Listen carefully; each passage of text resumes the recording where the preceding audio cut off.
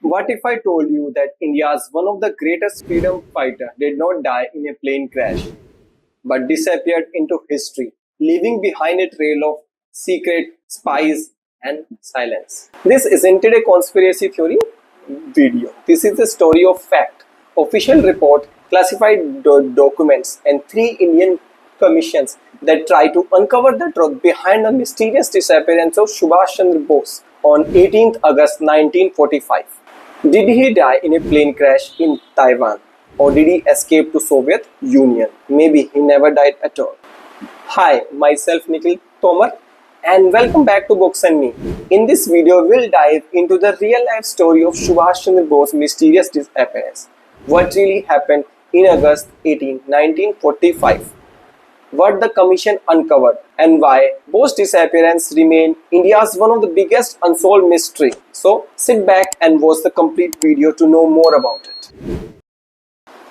Let's go back to August 1945. The world is in chaos. World War has ended. Germany has lost. Over in Asia, Japan is falling apart after two atomic bombs destroyed Hiroshima and Nagasaki. While the major powers are falling apart, one man is still fighting for his country's freedom, and that is Netaji Subhas Chandra Bose. He is leading the Indian National Army, or the INA. But Japan, which support Bose and the INA, is losing fast, and Bose needs a new plan. He hopes to shift his INA to Japan and maybe find some help from the Soviet Union. On 16th August, Bose flies from Singapore to Bangkok. By 17th August, he reaches Saigon. From there, early on 18th October, he gets on a Japanese bomber plane. The plane is headed to Manchuria. It stops in Taipei. After the plane leaves the airstrip in Taipei, something strange happens. What follows is one of the biggest puzzles in Indian modern history. Did Bose really die in a crash that day, or did he survive?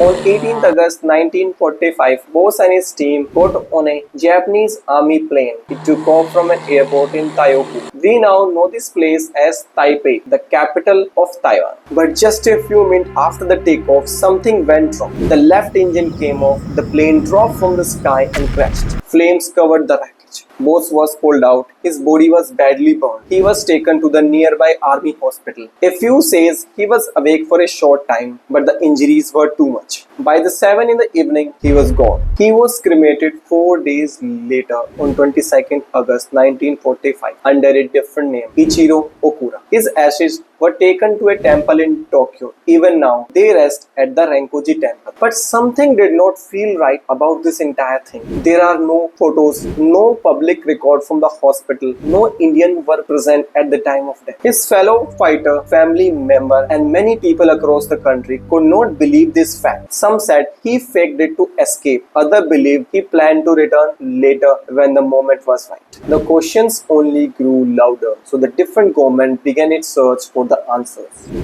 After the plane crash, Bose's close-eyed Habibur Rahman disallowed taking a photograph of Bose's dead body with the shroud removed since the face was burned and disfigured. A photograph was taken, but the face was under a cloth. This made many people question if it was really Netaji Subhas Chandra Bose. On 29 August 1945, an American reporter named Alfred Wegg asked a strong question to Jawaharlal Nehru during a press conference. He asked why Netaji should not be treated as a war criminal. He also said that he saw Bose 4 days ago in Saigon, even though the news of his death was already spread. Later, on 12 October, Nehru made a public statement confirming that Bose has died in a plane crash in Taiwan. But many people in India and outside were not convinced. Different inquiry was said to be carried out by intelligence officer, Allied Command, and by the British. But in the end, even after all that, neither the British nor the American gave a clear conclusion. They did not seem fully convinced of the Bose death. The mystery only deepened. Over the year, many people in India kept asking what really happened to Netaji Subhas Chandra Bose. To find the truth, the Indian government set up not one but three different commissions. The first one was Shah Committee in the year 1956. The second was the Khosla Commission in the year 1970. And the third was the Mukherjee Commission of Inquiry set up in the year 1999. Each one tried to solve the mystery, but even after all those efforts, people were not fully convinced. In 1956, the Indian government set up its first inquiry to find out the truth about the Netaji's death. The committee was led by Shahnawaz Khan, once a senior officer in Netaji's INA, but now a Congress MP and a minister under Nehru's government. Many people questioned if someone so close to ruling party would be neutral. The other two members of the committee are S.N. Maitra, a civil servant, and Subhas Bose, elder brother, Suresh Bose. They interviewed witnesses, including Habibur Rahman, and collected record. But strangely, they never visited Taiwan, where the crash supposedly happened. Shahnawaz Khan and Maitra concluded that Bose died in the plane crash on 18th August 1945 and the ashes kept at the Tokyo Renkoji temple for his. But Suresh Chandra Bose strongly disagreed with that. In July 1956, he said he no longer believed in the crash theory. Arriving in Tokyo in May 1956, Suresh heard Khan telling journalists that his mission is mainly to interview people who might offer direct evidence on Subhas Bose's death. In October 1956, Suresh Bose submitted his own report. He urged Indians not to blindly accept either version of the report, but to demand full access to all the official records. What raised suspicion? First, no visit to Taiwan where the crash happens. Second, no official records, only oral accounts were considered in the report. Third, claim of pressure to hide key evidence. Fourth, political bias, as Khan was a Congress MP. After the report, both Khan and Maitra moved ahead in their life. Khan became a deputy minister and Maitra took up the key diplomatic role and became an ambassador. This lack of agreement and the way things are handled left the public with more questions than answers. In the year 1970, the government set up another inquiry into Bose's disappearance. This time, it was one-man panel, the Khosla Commission. It was headed by Justice G.D. Khosla, former Chief Justice of the Punjab High Court. Justice Khosla was close to people in power. In fact, he was a good friend of Prime Minister Nehru. In an interview in 1988, he said that they used to have lunch together every 2 weeks. Nehru even wrote the foreword to one of Khosla's books. Critics later said this close connection with Nehru-Gandhi family raised question about his neutrality toward the commission. This time, the commission went to Taiwan to investigate the crash site. But when they reached the airport, Justice Khosla did not even step out of the car to inspect the old runway, the supposed crash site. Khosla told the Ministry of External Affairs that the nurse who said to have cared for Bose, San Paisha, could not be found. He even said it was likely she existed, because only male nurse worked at the military hospital in the year 1945. Many critics also pointed out that Khosla relied heavily on the earlier Shahnawaz Khan instead of giving fair way to new and opposing evidences. In the year 1974, Khosla submitted his final report like the earlier one. It said Netaji died in the plane crash in the year 1945.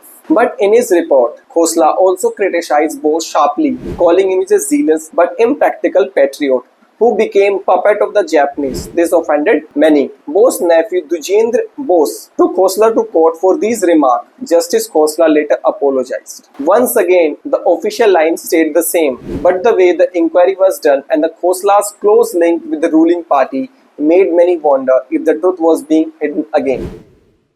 In the year 1999, the NDA government led by the Prime Minister Atal Bihari Vajpayee set up Justice Mukherjee Commission of Inquiry. The commission was led by the Justice Manoj Kumar Mukherjee, a former Supreme Court judge. The goal was simple: to determine if the Netaji Subhas Chandra Bose had truly died in the plane crash in Taiwan on 18th August 1945. The investigation went global, covering official files, testimonies and international record. Justice Mukherjee also explored the possibility that Bose might have faked his death and escaped. In the year 2004, India's Ministry of External Affairs informed the judge that they did not want him to visit Taiwan. A strange move, given that was the place where Bose had supposedly died. Still, the judge pressed on. In 2005, senior officials in Taipei told the judge that no such crash had happened. No one matching Bose's identity had died or been cremated in their country. This was confirmed via a deep study of the Taiwan's cremation record from August 18 to 24. Justice Mukherjee found no trace of Bose. What was found was the name of a Japanese soldier, Ichiro Okura, who had died on August 19, and was cremated on the August 22. For decades, it was believed that the ashes kept at the Renkoji temple were Bose's, but the judge proved that these remains were of Japanese soldier Ichiro Okura, not Subhas Chandra Bose. The crash story was not just questioned, it was dismantled. Justice Mukherjee concluded that the plane crash and the cremation story was a cover-up arranged by Japanese authority with the help of two doctors and the INA officer Habibur Rahman. Justice Mukherjee conducted an in-depth investigation into the theory that Gumnami Baba was Netaji Subhas Chandra Bose. Handwriting analysis yielded conflicting results, while one expert identified clear similarity between the writing of Gumnami Baba and Netaji Subhas Chandra Bose, while other experts noted some discrepancies. DNA tests on the teeth attributed to Gumnami Baba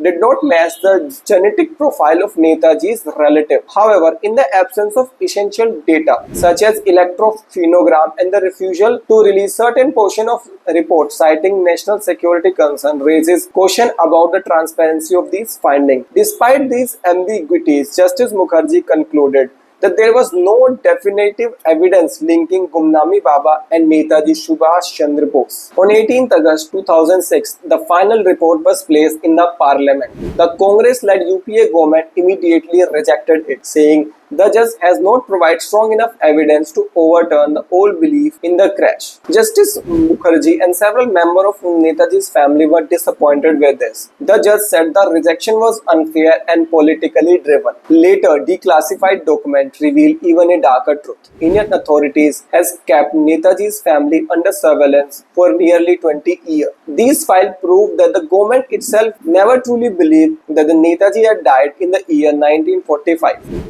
Over the decades, countless theories have emerged. Some built on documents, some built on whisper, and some built on desperate hopes. The first theory is the Soviet escape theory. So this theory points out that after staging the crash, Bose reached to the Soviet Union, possibly to seek help or asylum. British intelligence report from the year 1940s even speculate that Bose might be in the hand of Soviets. But Russians have always denied having any such record. Despite years of digging, no definitive proof has surfaced. The second theory is Gumnami Baba theory, and this theory starts to gain momentum in the year 2000. Mysterious saint lived for decades in Faizabad, Uttar Pradesh, behind curtains and code names. He seems to know too much about the Bose and wrote letter as if he was Bose. Many who met him believed that Netaji had lived on in silence and in saffron robes. But DNA results were inconclusive, and both Mukherjee Commission and the UP government Shah Commission agreed that there was no hard evidence linking Gumnami Baba with Netaji Subhas Chandra Bose. Books like Conundrum and the Bose Deception deep dive into these theories. They argue that the truth was hidden from us, not by foreign powers but by our successive Indian government who feared what Netaji return might do to the post-independence order. Did the Bose escape the war only to vanish into history, or did the world turn its back onto one of its most daring revolutionaries, afraid of what he represented?